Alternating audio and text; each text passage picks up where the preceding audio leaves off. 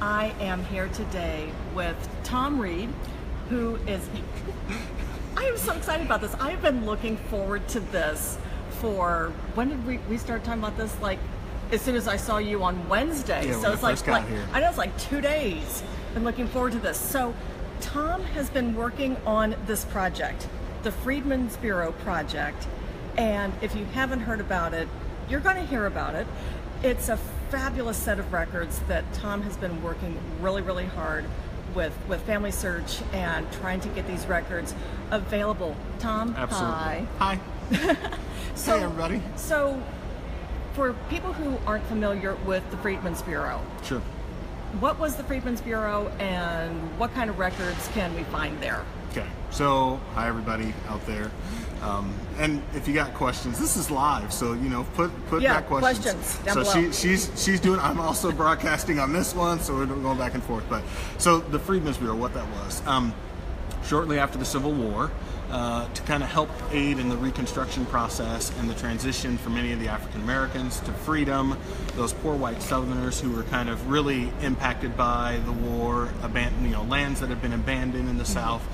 The government enacted this organization through the Department of War called the Freedmen's Bureau, or the Bureau of Refugees, Freedmen, and Abandoned Lands. That's the actual name of the organization. It existed from 1865 to 1872. When it was initially chartered, it was only supposed to be 1 year. But then... So it's supposed to help all these people in 1 year. Supposed to help all these people 1 year. Okay. But then Congress, extended the life of it. It ended up going until 1872.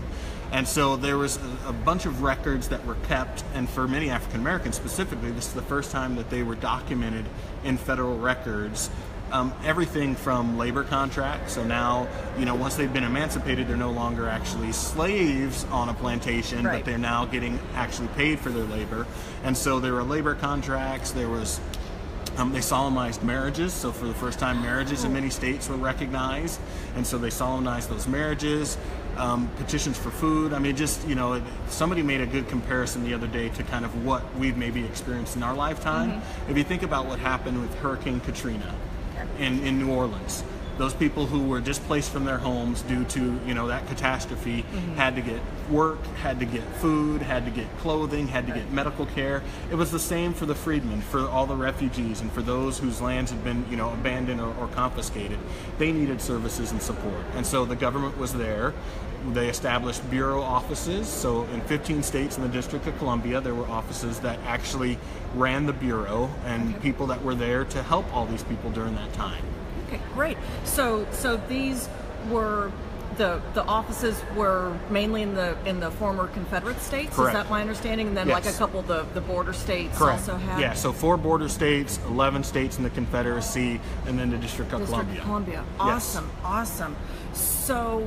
So these are federal records.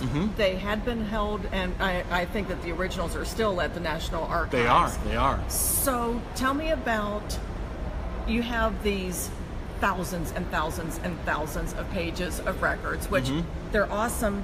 Yes. These are awesome records. 1.5 million digital images have been created. It was 1,900 films of rolls of microfilm were created that captured all this documentation from all these papers. So I mean, it was paper-based, forms handwritten during that time. The National Archives, hats off to them. Hats off to people like Reginald Washington, who helped actually preserve and make sure that these records existed through all these years. But I mean, it's just a massive, massive collection. And run that number by us one more time. How many million? 1.5 million digital images were created from the 1,900 rolls of microfilm. Wow, that's a lot of records here, folks.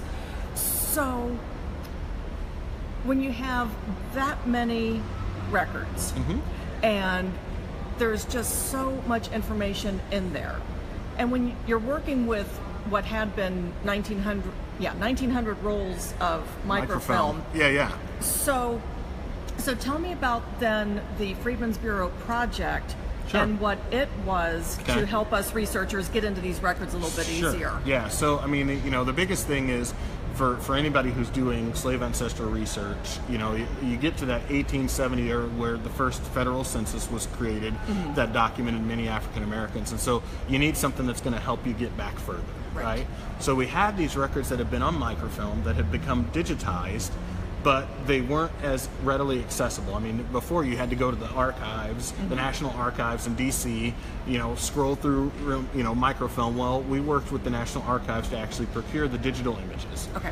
And then those digital images have been browsable on familysearch.org, so on our website, since at least probably actually for quite a while. Like about 2010 is when I think all of those records have been browsable, but not searchable, meaning you'd have to like go through and similar to microfilm, you have to flip the pages, image by image, look for them, right? And so we took some of the records that had the most kind of genealogically rich data, had names of individuals, their families, where they lived, ages in some cases, and we actually parsed out them and worked with the Smithsonian's National Museum of African American History and Culture and kind of said, okay, let's take a subset of this collection and let's make it searchable. Let's find the records that really have a lot of rich data in them and make it so people can search by name. Right. So that project was called the Freedmen's Bureau Project, and that was the project we kicked off in 2015, on June 19th, 2015, from Los Angeles. We invited the world to help us go sort through all these images and pull out the names of individuals from these records by just looking at the image and typing them down, indexing what we do at Family Search. Right. And so it took us 366 days to complete. We went, and it wasn't just us. I mean, when I say we, I'm talking about the community. There were 25,550 volunteers that helped us during those 366 days to look at all these documents, look at all these images, and be able and typing that information down. And as a result, we actually had 1,781,463 individual names that came out of this record collection. Run that number by me one more time. How many names? 1,781,463. Because I remember that number. That number is impressed upon my mind. Yeah, you will never forget that number. These are all. Not to get too overly religious, but God knows all these people, and they know who they are, and we want to connect with our ancestors, and every name counts, every one of them. Yep. And so I'm so thankful to everybody who was willing to take the time to go. I mean, it wasn't an easy process. Right. Indexing is not, it's not easy.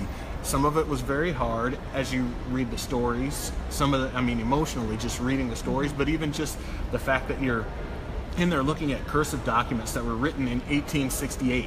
Right. Handwritten by somebody who, kind of speaks a little bit of different language than we speak today. Right. Right? But people did it, and they put their whole soul into it, and we're so appreciative for that. And for the result, what we have today, that makes it so much easier for individuals who are trying to track, their slave ancestors or any of the whites that, received services from the Bureau during that time, and now they're able to type in their names and find that information. Yeah, and I think that you bring up a good point too, that, oftentimes when we think of Freedmen's Bureau, we think of, that's an African American collection, and yeah, it's a fantastic Absolutely. Collection for African American research, and it's even better now that there's an index for it. But for my ancestors, who were, they would have been classified as the impoverished whites. Right. Right. This is a great resource. Absolutely. To get into as well. You mentioned a little bit about the stories, and there was a session here at MGS yesterday by Ruth Ann Hager, who did a great job explaining. She's done a lot of work with the Freedmen's Bureau, with the records, and she was talking about some of the ones where they're trying to find their families. Yes. I did a little bit of the indexing for the Freedmen's Bureau. I didn't have any of those records, and I'm actually kind of thankful, because I can't imagine reading this record where the example that she had yesterday was just talking about, okay, here I am, here was my husband's name, and we were separated because he was sold, and here are my children, and it just... They're heartbreaking records. Yeah, they are. I mean, it's really difficult to read some of these stories where, one of the records that has always touched me was when I was indexing one of the ration records, where it talked about a wife who had 5 children, and if she didn't get food to feed those children, they would surely die. That was what was written in there. And it just, as I was indexing that record, I thought about my wife with my 5 children. And what if she was going to the government asking for aid because she had no other resource? And if she didn't get that food, then my wife and children would starve to death. Yeah. Just thinking about that was the situation of my ancestors. But then on the flip side, I think they made it. Yeah. That there was an entity here in the Freedmen's Bureau that did support them, that they did get food, that they did get wages, that they were able to kind of rise up out of this, this institution of slavery that existed and make that transition. And that's who I am, today. That's who we all are today. We are descendants of those people who made it through that tough transition after the Civil War. It wasn't easy for blacks. It wasn't even easy for whites as well. And we're all connected in these records. We do kind of say a little bit more often that it's an African American record collection, but it is an American record collection. It tells the story of America at a time that America was most vulnerable. And its people were struggling, and we made it through. And that's the great thing now that we have that story. Yeah. We know these names, we know these people, and we know what happened. We know the end of the story is we're here today, and we're thriving because they persevered. Yeah. That's the great thing about being involved in this project and understanding what these records bring today. Yeah, that's, like I said, if you haven't gone into the Freedmen's Bureau records, go over there. And by the way, Tom, where can people find these records? That's a good thing. So we did all this work, but we don't want anybody to actually use them or anything like that. No. So the website, one of the easiest ways to search the records is they're all available on FamilySearch.org. That's, just like all of our other, billions of records we have.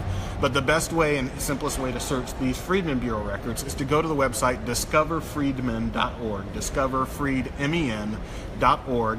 There's a button that says search records, and literally you can type in the name of your ancestor and see what records come up. Once it kind of comes up, you can click see all results. It'll take you to Family Search, and you can kind of explore the exhaustive list of names of people. It was funny because we were in Ruth's class yesterday, and the examples that she was sharing, I was going to Discover Freedmen, typing in the names of the people and seeing how easy it was to pop up.